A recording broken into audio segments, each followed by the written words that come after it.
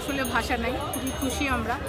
যদিও আমাদের পুরোপুরি দাবি অর্জন হয়নি, আমাদের কর্মচারীদের 75% উৎসব ভাতা ছিল, আমাদের 20% বাড়ি ভাড়া ছিল এবং 1500 টাকা আমাদের চিকিৎসা ভাতা ছিল। তারপর আমরা 15% আমাদের 2 ভাগে ভাগ করে শর্ত দিয়ে আমাদের পালন করা মেনে নেওয়া হয়েছে। এটা আমাদের আংশিক বিজয় হিসেবে আমরা মেনে নিচ্ছি এবং সরকারের প্রতি ধন্যবাদ জানাচ্ছি।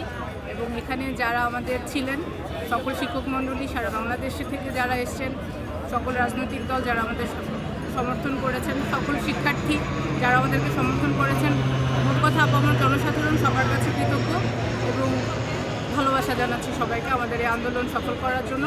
এবং আমরা ভবিষ্যতে আশা করব সরকার জনগণ এভাবেই সারা জীবন আমাদের পাশে থাকবে, আমাদের কষ্ট বুঝবে এবং আমাদেরকে এরকম বিজয়ের মুখ দেখাবে। আসলে এটা খুবই দুঃখজনক, আমাদের জাতির ইয়া হিসেবে খুবই দুঃখজনক।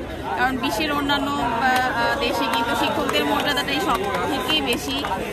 সেই তুলনায় আমাদের দেশের শিক্ষকদের মর্যাদার দিকটা আসলে অনেকটাই কম এবং বৈষম্যটা অনেক বেশি, যেটা মানে আশা রাখি আমরা সামনে আরও বেশি মানে ভালোর দিকে যাবে ব্যাপারটা, আমরা আশাবাদ রাখি আর কি।